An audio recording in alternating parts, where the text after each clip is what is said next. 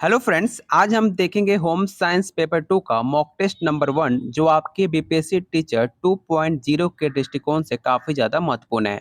और आप लोग के लिए एक ऑफर फिर से लाया गया है। बहुत सारे बच्चे कमेंट कर रहे थे कि थ्योरी पीडीएफ उनको चाहिए।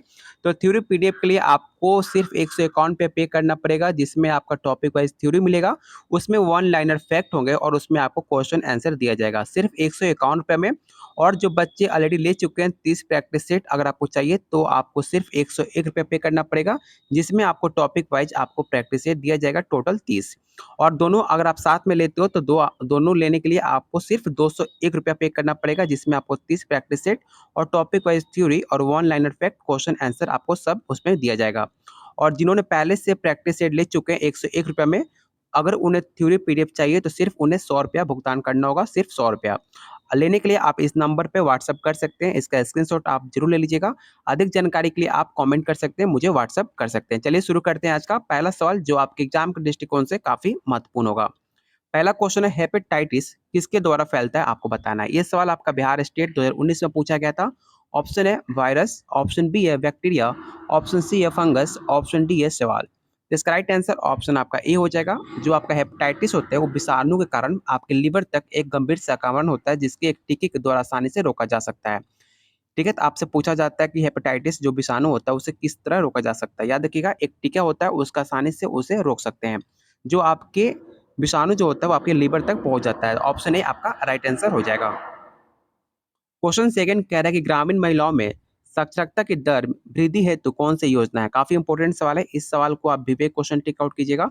आपके एग्जाम के दृष्टिकोण से काफी महत्वपूर्ण सवाल है। याद रखिएगा जो आपका कस्तूरबा गांधी शिक्षा योजना था उसके द्वारा आपके महिलाओं को शैक्षिक रूप से विकसित करने हेतु एक योजना लाया गया था, जिसकी शुरुआत 2004 में की गई थी, जिसके अंतर्गत अनुसूचित जाति और अनुसूचित जनजाति के द्वारा की गई थी। तो ऑप्शन आपका ए राइट आंसर हो जाएगा।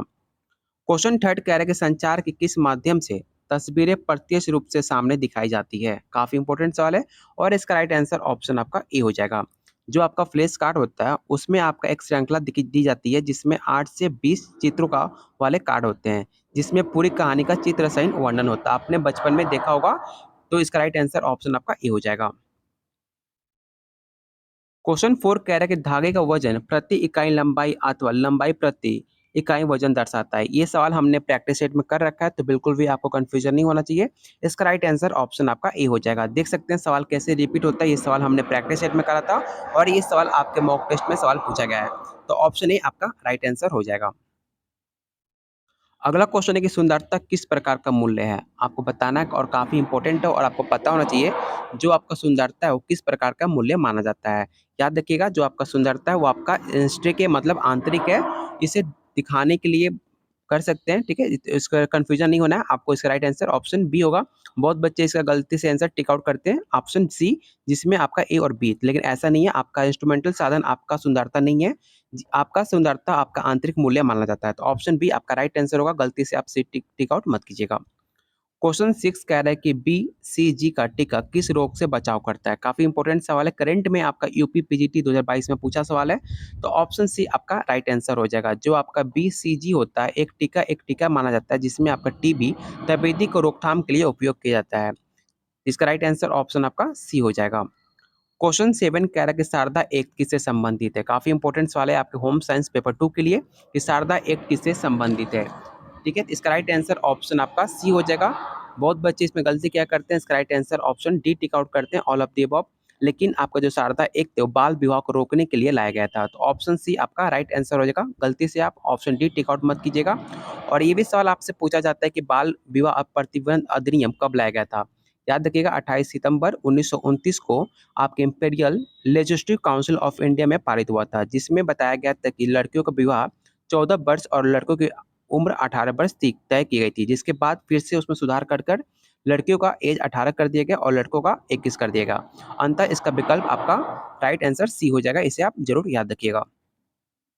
क्वेश्चन 8 कह रहा है कि किस आयु में बालक प्रयत्न एवं भूल द्वारा सीखते हैं। काफी इंपॉर्टेंट सवाल है और इस सवाल आपने सीटेट में किया होगा और सीटेट में सवाल पूछा जाता है कि जो प्रयत्न भूल का प्रयास किसने किया था। याद रखिएगा जो आपने ठंडाई पढ़ा होगा सीटेट में 6 to 8 और 1 to 5 में पढ़ाया गया था ठंडाई। तो उसमें आपको बताया जाता है कि 0 से 2 वर्ष की आयु में बालक प्रयत्न और भूल द्वारा सीखते हैं। तो ऑप्शन आपका ए राइट आंसर हो जाएगा। क्वेश्चन 9 कह रहा है कि सेकेंडरी कलर्स क्या होते हैं? द्वितीयक रंग क्या है आपको बताना है। तो द्वितीयक रंग आपके प्राथमिक रंगों का मिश्रण से बनाए हुए रंग माने जाते हैं। तो ऑप्शन ए आपका राइट आंसर हो जाएगा। चलते हैं क्वेश्चन 10 पर। यहाँ पर देख सकते हैं डिफिनेशन। इसका स्क्रीनशॉट आप जरूर ले लीजिएगा क्योंकि आपसे ऐसे सवाल पूछे जाते हैं आपके एग्जाम में। क्वेश्चन 10 कह रहा है कि सिर पर लंबी पट्टी बांधने के लिए पट्टियों की आवश्यकता क्यों होती है? एक पट्टी, दो पट्टी, तीन पट्टी या चार पट्टी? तो इसका राइट आंसर ऑप्शन आपका बी हो जाएगा। लंबी पट्टियां प्रायः जालीदार और सूती कपड़े और मार्किन द्वारा बनाई जाती है। इसे भी आप जरूर याद रखिएगा। क्वेश्चन 11 कह रहा है कि आईसीएमआर जो आपका आईएनएन है 2010 आरडीए सारणी के अनुसार प्रति 2000 केसीएल पर फाइबर की प्रतिदिन कितनी मात्रा निश्चित की गई है? ये सवाल आपका डीटीपीएससी 2022 में पूछा हुआ सवाल है और इसका राइट आंसर ऑप्शन आपका ए हो जाएगा 3 ग्राम। पारिवारिक साधन के प्रकार कौन कौन से आपको बताना है। काफ़ी इंपॉर्टेंट सवाल है, आपको याद रखिएगा। इसका राइट आंसर ऑप्शन आपका ए हो जाएगा। जो आपके मानवीय और अमानवीय है, ह्यूमन एंड नॉन ह्यूमन आपके पारिवारिक साधन माने जाते हैं। काफ़ी इजी सवाल है, इसमें बिल्कुल भी आपको कंफ्यूजन नहीं होगा। तो ऑप्शन ए आपका राइट आंसर हो जाएगा। यहाँ पर देख सकते हैं साधनों का वर्गीकरण किस प्रकार किया जाता है। यहाँ पर देख सकते हैं एक साइड आपका ह्यूमन है, दूसरा आपका नॉन ह्यूमन। नॉन ह्यूमन में आपका धन, पुस्तकालय, उद्यान आता है जिसे आप जिन्हें आप छू सकते हैं। और आपका जो मानवीय साधन होता है जिसमें आपका समय, शक्ति और रुचियाँ, कौशल होते हैं जिसे आप छू नहीं सकते हैं। तो विकल्प आपका इस राइट आंसर हो जाएगा ऑप्शन ए। क्वेश्चन 13 कह रहा है कि जब फ्लूट वार्पियन से बजाता है उसे क्या कहा जाता है? ये सवाल आपको बिहार स्टेट 2019 में पूछा गया था और इसमें बहुत बच्चे ने गलती किया था। तो इसका राइट आंसर ऑप्शन आपका ई हो जाएगा। इस क्वेश्चन को आप विवेक क्वेश्चन टिक आउट कीजिएगा क्योंकि आपके बिहार स्टेट 2019 में पूछा हुआ सवाल है। क्वेश्चन 14 कह रहा है कि शिशु मृत्यु दर की गणना कैसे की जाती है? काफी इंपॉर्टेंट सवाल है और आपको पता होना चाहिए। जो आपके जन्म लेने वाले बच्चे होते हैं उस पे प्रति हजार शिशु का आधार पर आपका जनगणना होता है। चाहे आपके बच्चों की जनगणना हो, चाहे मृत्यु दर की जनगणना हो, चाहे आपकी जनसंख्या की जनगणना हो। जनसंख्या जनगणना आपके हजार पीपल पे होता है। तो ऑप्शन बी आपका राइट आंसर हो जाएगा। इसमें आप कंफ्यूज मत करिएगा।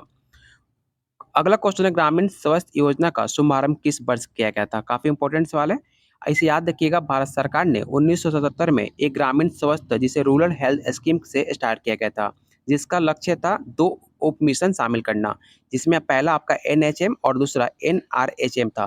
तो ऑप्शन सी आपका राइट आंसर हो जाएगा 1977। क्वेश्चन 16 कह रहा है कि उज्ज्वल योजना कब शुरुआत की गई थी? 4 दिसंबर 2007 को या 4 दिसंबर 2005? ऑप्शन सी है आपका एक 12 दिसंबर या ऑप्शन डी है 12 दिसंबर 2006। तो इसमें ऑप्शन दिया गया है यहाँ पर साफ साफ देख सकते हैं। 1 मई 2016 को पेट्रोलियम और प्राकृतिक गैस मंत्रालय ने प्रधानमंत्री योजना योजना एक स्टार्ट किया था। तो कब स्टार्ट किया गया था? 1 मई 2016 को। इस डेट को आप याद रखिएगा क्योंकि आपका उज्ज्वल योजना काफी प्रधानमंत्री द्वारा काफी एक फेमस स्कीम है जो बार बार आपके एग्जाम में पूछा जाता है। और इस बार आपके एग्जाम में आने के चांसेस इसलिए ज़्यादा है क्योंकि आपका उज्ज्वल योजना को लेकर इस बार प्रधानमंत्री द्वारा बहुत सारे घोषणा की गई है। जैसे आपका पेट्रोल का दाम कम करना, गैस का दाम कम करना। तो हो सकता है कि आपके एग्जाम में सवाल पूछा जा सके कि आपका उज्ज्वल योजना कब स्टार्ट किया गया था। तो याद रखिएगा 1 मई 2016 को स्टार्ट किया गया था। ऑप्शन आपका राइट आंसर हो जाएगा 1 मई 2016। अगला क्वेश्चन के परिस्थिति विश्लेषण किस अध्ययन विधि के अंतर्गत आता है? याद रखिएगा इसका राइट आंसर ऑप्शन आपका बी हो जाएगा informal and control observation method, जिसमें आपका अनौपचारिक एंड नियंत्रित निरीक्षण विधि इसमें शामिल होता है। तो ऑप्शन बी आपका राइट आंसर हो जाएगा। क्वेश्चन 18 कह रहा है कि अल्पना कहाँ से है? बंगाल, उत्तर प्रदेश, राजस्थान या ऑप्शन डी है बिहार? इसका राइट आंसर ऑप्शन आपका ए हो जाएगा। अल्पना आपके बंगाल की रंगोली मानी जाती है। ये मुख्य रूप से शुभ अवसरों पर चावल और आटे से बनाई जाती है। और आप कमेंट करके बताइए कि बिहार में कौन सा रंगोली काफ़ी ज़्यादा फेमस है। इसका आप लोग को आंसर कमेंट बॉक्स में जरूर दीजिएगा। क्वेश्चन 19 कह रहा है कि निम्नलिखित में कौन सा स्त्री प्रजनन अंगों में नहीं आता है? ये सवाल हमने प्रैक्टिस सेट में कर रखा है। तो बिल्कुल भी आपको कंफ्यूजन नहीं होना है, आपको इसका आंसर राइट आंसर पता होना चाहिए। इसका राइट आंसर ऑप्शन आपका ये हो जाएगा वास्ट डिफरेंस आपका राइट आंसर होगा जो आपके स्त्री के अंग में नहीं आता है। ऑप्शन ए आपका राइट आंसर हो जाएगा। यहाँ पर कुछ अंग दिए गए हैं, प्रजनन अंग, और इसमें आपके आंतरिक इंटरनल और कुछ एक्सटर्नल पार्ट्स होते हैं। इसका स्क्रीनशॉट आप जरूर ले लीजिएगा। निम्नलिखित में कौन सा विनियोग नहीं है? ऑप्शन है लाइफ इंश्योरेंस, ऑप्शन बी है short term investment, option C है बटुआ, ऑप्शन डी है लॉन्ग टर्म इन्वेस्टमेंट। इसका राइट आंसर ऑप्शन आपका सी हो जाएगा, क्योंकि आपको पूछा गया कि इन्वेस्टमेंट आप कोई वॉलेट खरीदते हो तो उसमें कोई अपना इन्वेस्टमेंट नहीं करते हो। आपका अगर वॉलेट आपने खरीद लिया तो आपका पैसा वेस्ट हो गया, क्योंकि उससे आपको कोई रिटर्न नहीं मिलने वाला। लेकिन अगर आप लाइफ इंश्योरेंस लेते हो, शॉर्ट टर्म इन्वेस्टमेंट करते हो शेयर मार्केट में, या लॉन्ग टर्म इन्वेस्टमेंट करते हो आप म्यूचुअल फंड में, तो आपको बाद में जाकर आपको कुछ उसमें से आपको इन्वेस्टमेंट अगर आप करते हो तो उसके बैकअप में आपको कुछ पैसे मिलते हैं इंटरेस्ट के और आपको ब्याज के साथ। तो इसका राइट आंसर ऑप्शन सी होगा, क्योंकि आपसे नहीं पूछा गया था। अगला क्वेश्चन है, which chemical is use mercerising finish. आपको बताना है कि मर्सराइजिंग परिसीजा में कौन सा रसायन प्रयोग किया जाता है। तो इसका राइट आंसर ऑप्शन आपका सी हो जाएगा। जो आपका कॉस्टिंग सोडा होता है वो आपके इस परिषद परिषद द्वारा वस्त्र को सतह को सुंदर कोमल और चिकना चमकदार के लिए इसको यूज किया जाता है, जिसका आविष्कार 1844 में इंग्लैंड में किया गया था। किसके द्वारा? तो जॉन मार्शल ने इसका आविष्कार किया था। ऑप्शन आपका सी राइट आंसर हो जाएगा। अगला क्वेश्चन है कि अनिवार्य बजट का उदाहरण कौन सा है। काफ़ी इंपॉर्टेंट सवाल है, आपके होम साइंस पेपर 2 में ऐसे सवाल आपके एग्जाम में पूछे जाते हैं। अगर आपने प्रीवियस ईयर क्वेश्चन देखा होगा तो इससे सवाल आपसे पूछा गया था। तो इसका राइट आंसर ऑप्शन आपका ए हो जाएगा, जीपीएफ, जिसको फुल फॉर्म होता है सामान्य भविष्य निधि। तो ऑप्शन आपका ए राइट आंसर हो जाएगा। अगला क्वेश्चन और काफ़ी इजी सवाल है, आप सबको पता होना चाहिए। जो आपका वर्ल्ड हेल्थ ऑर्गेनाइजेशन है उसकी स्थापना कब हुई थी, आपको बताना है। तो आप सबको पता होगा, उम्मीद करता हूँ इसका आंसर हर कोई देगा। और इसका राइट आंसर ऑप्शन आपका बी हो जाएगा। 1945 में आपका विश्व स्वास्थ्य संगठन का स्थापना की गई थी। तो ऑप्शन आपका बी राइट आंसर हो जाएगा। ये भी सवाल आपसे पूछा जाता है कि कहाँ पर किया गया था, तो आपको पता होना चाहिए कि इसकी स्थापना आपका जिनेवा में है, जो आपके स्विट्जरलैंड में देखने को मिलता है। तो ऑप्शन आपका बी राइट आंसर होगा। अगला क्वेश्चन, निकिल एवं डर्सी के अनुसार मानवीय साधन कौन से हैं। तो इसका राइट आंसर ऑप्शन आपका बी हो जाएगा, स्किल, नॉलेज, एनर्जी, जिसका मतलब होता है आपका कुशलताएं, ज्ञान, शक्ति, तीनों को तीनों आपके निकिल एवं डर्सी के अनुसार आपका मानवीय साधन है। तो ऑप्शन बी आपका राइट आंसर होगा। क्वेश्चन 25 कह रहा है कि डैश बच्चे के शारीरिक, मानसिक एवं सामाजिक और नैतिक गुणों को विकसित करता है। आपको बताना है कि इन चार ऑप्शन में कौन सा एक ऐसा खेल है जिसमें बच्चों का शारीरिक, मानसिक और सामाजिक, आप ऐसा बोल सकते हो कि ओवरऑल बच्चों का क्वालिटी इसमें डेवलप करता है, आपको बताना है। तो इसका राइट आंसर आपका ऑप्शन ए हो जाएगा। जो आपका बच्चे का खेल होता है उसमें स्वाभाविक क्रिया होती है, उसमें आप खेलते हो, चिल्लाते भी हो और उसमें अनुपूरक एक्शन भी लेते हो, उसमें आप हर एक्टिविटी इसमें आपकी शामिल होती है आपके खेल में।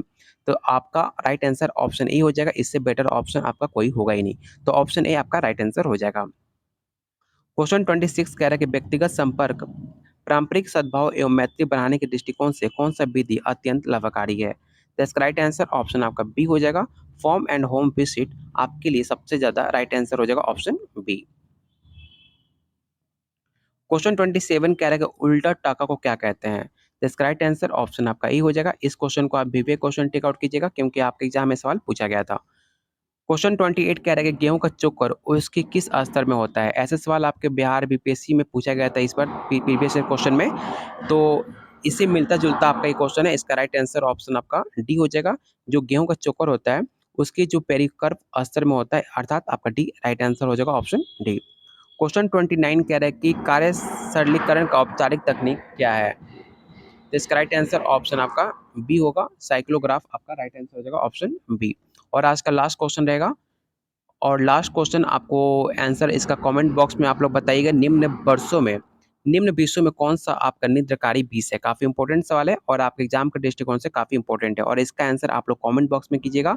और इसका आंसर मैं अगले वीडियो में आपको बताऊंगा मॉक टेस्ट नंबर 2 में। तो इसका आंसर आप लोग कमेंट बॉक्स में जरूर कीजिएगा, और जिन्हें प्रैक्टिस सेट चाहिए तो आप लोग कमेंट कर सकते हैं। और आप लोगों से रिक्वेस्ट है कि प्लीज वीडियो को लाइक कीजिए और दोस्तों के साथ शेयर करना बिल्कुल मत भूलिएगा। अगर कोई आपको डाउट है तो आप कमेंट कर सकते हैं, वहाँ पे मेरा नंबर आपको मिल जाएगा, वहाँ पे मुझसे आप बात भी कर सकते हो। चलिए बहुत जल्द मिलते हैं अगले मॉक टेस्ट में।